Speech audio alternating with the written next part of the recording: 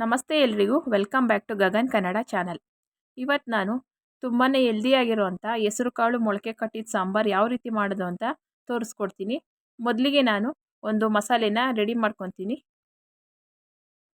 ಒಂದು ಮಿಕ್ಸಿ ಜಾರ್ಗೆ ಒಂದು ಸ್ವಲ್ಪ ತೆಂಗಿನಕಾಯಿ, ಒಂದು ಸ್ವಲ್ಪ ಕೊತ್ತಂಬರಿ ಸೊಪ್ಪು, 1 ಇಂಚಷ್ಟು ಚಕ್ಕೆ, ಒಂದು 5 ರಿಂದ 6 ಲವಂಗ, 1 ಇಂಚಷ್ಟು ಶುಂಠಿ, ಒಂದು ಗೆಡ್ಡೆಯಷ್ಟು ಬೆಳ್ಳುಳ್ಳಿ, ಒಂದು ಈರುಳ್ಳಿ,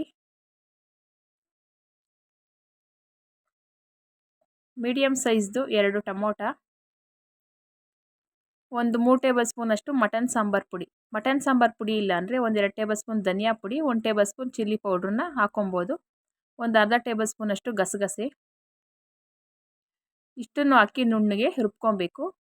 ಈಗ ಒಂದು ಕುಕ್ಕರ್ ಬಿಸಿಗೆ ಇಟ್ಬಿಟ್ಟು ಅದಕ್ಕೆ ಸುಮಾರು ಒಂದು 4 ಟೇಬಲ್ ಸ್ಪೂನ್ ಅಷ್ಟು ಎಣ್ಣೆನ ಹಾಕೊಬೇಕು. ಎಣ್ಣೆ ಕಾದ್ಮೇಲೆ ಒಂದು ಈರುಳ್ಳಿ, ಒಂದು ಸ್ವಲ್ಪ ಕರ್ಬೇವಿನ ಸೊಪ್ಪನ್ನ ಹಾಕ್ಕೊಂಡು ಚೆನ್ನಾಗಿ ಈರುಳ್ಳಿ ಕಲರ್ ಚೇಂಜ್ ಆಗೋವರೆಗೂ ಫ್ರೈ ಮಾಡ್ಕೊಬೇಕು.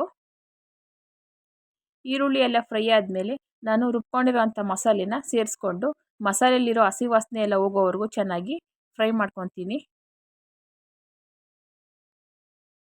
ಈ ರೀತಿ ಮಸಾಲೆ ಎಲ್ಲ ಸೇರಿಸ್ಕೊಂಡು ಚೆನ್ನಾಗಿ ಫ್ರೈ ಮಾಡ್ಕೊಬೇಕು. 1-2 ನಿಮಿಷಗಳ ಕಾಲ ಇದೇ ರೀತಿ ಚೆನ್ನಾಗಿ ಫ್ರೈ ಮಾಡ್ಕೊಬೇಕು. ಆಗ ಸುತ್ತಲೂ ಎಣ್ಣೆ ಬಿಟ್ಕೊಳ್ಳುತ್ತೆ, ಆವಾಗ ಮಸಾಲೆ ಎಲ್ಲ ಚೆನ್ನಾಗಿ ಫ್ರೈ ಆಗಿದೆ ಅಂತ. ಈಗ ಮಸಾಲೆ ಎಲ್ಲ ಫ್ರೈ ಆದಮೇಲೆ ನಾನು ಮೊಳಕೆ ಕಟ್ಟಿರೋಂಥ ಹೆಸರು ಕಾಳನ್ನ ಸೇರಿಸ್ಕೊತಿದ್ದೀನಿ. ಈಗ ಮೊಳಕೆ ಕಟ್ಟಿದ ಹೆಸರು ಕಾಳಲ್ಲಿರೋ ಹಸಿ ವಾಸನೆ ಎಲ್ಲ ಹೋಗಬೇಕು, ಅಲ್ಲಿವರೆಗೂ ಚೆನ್ನಾಗಿ ಮಸಾಲೆ ಜೊತೆಗೆ ಫ್ರೈ ಮಾಡ್ಕೊಬೇಕು. ಈ ರೀತಿ ಒಂದು 5 ನಿಮಿಷ ಫ್ರೈ ಮಾಡ್ಕೊಬೇಕು. ಇದು ಫ್ರೈ ಆದಮೇಲೆ ಮೀಡಿಯಮ್ ಸೈಜ್ದು 2 ಆಲೂಗೆಡ್ಡೆನ ಈ ರೀತಿ ಚಿಪ್ಪೆ ಸಮೇತನೇ ಕಟ್ ಮಾಡಿಕೊಂಡು ಸೇರಿಸ್ಕೊತಿದ್ದೀನಿ. ಈಗ ಇದನ್ನು ಕೂಡ ಚೆನ್ನಾಗಿ ಫ್ರೈ ಮಾಡ್ಕೊಬೇಕು. ಮುದ್ದೆಗೆ, ಅನ್ನಕ್ಕೆ, ಚಪಾತಿಗೆ, ಪೂರಿಗೆ, ದೋಸೆಗೆ, ಇಡ್ಲಿಗೆ ಎಲ್ಲದಕ್ಕೂ ತುಂಬಾ ಚೆನ್ನಾಗಿರುತ್ತೆ ಈ ಮೊಳಕೆ ಕಟ್ಟಿದ ಸಾಂಬಾರು. ಈಗ ಇದಕ್ಕೆ 2 ಬದನೆಕಾಯಿನ ಈ ರೀತಿ ಉದ್ದುದ್ದಾಗೆ ಕಟ್ ಮಾಡಿಕೊಂಡು ಸೇರಿಸ್ಕೊತಿದ್ದೀನಿ. ಈಗ ಎಲ್ಲ ಒಂದ್ಸರಿ ಚೆನ್ನಾಗಿ ಮಿಕ್ಸ್ ಮಾಡ್ಕೊಬೇಕು. ಈಗ ಇದಕ್ಕೆ ನಾನು ಸುಮಾರು ಒಂದು ಅರ್ಧ ಲೀಟ್ರ್ ಅಷ್ಟು ನೀರನ್ನ ಸೇರಿಸ್ಕೊತಿದ್ದೀನಿ. ನಿಮಗೆ ಎಷ್ಟು ಗಟ್ಟಿ ಬೇಕೋ ಅಷ್ಟು ನೋಡಿ ನೀವು ನೀರನ್ನ ಸೇರಿಸ್ಕೊಬೋದು. ಈಗ ಇದ್ರ ಜೊತೆಗೇ ಮಿಕ್ಸಿನಲ್ಲಿ ಸ್ವಲ್ಪ ಮಸಾಲೆ ಇತ್ತಲ್ಲ, ಅದಕ್ಕೊಂದು ಸ್ವಲ್ಪ ನೀರನ್ನ ಮಿಕ್ಸ್ ಮಾಡಿಕೊಂಡು ಈಗ ಆ ನೀರನ್ನು ಸೇರಿಸ್ಕೊಂಡು ಚೆನ್ನಾಗಿ ಮಿಕ್ಸ್ ಮಾಡ್ಕೊಬೇಕು.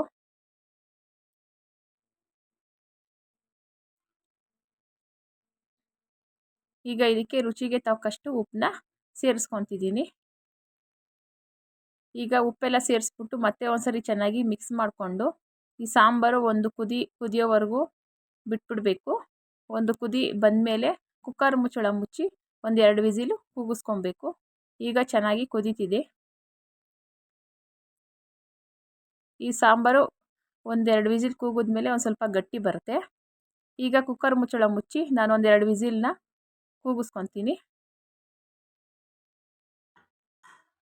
ಈಗ ಆಗಿದೆ.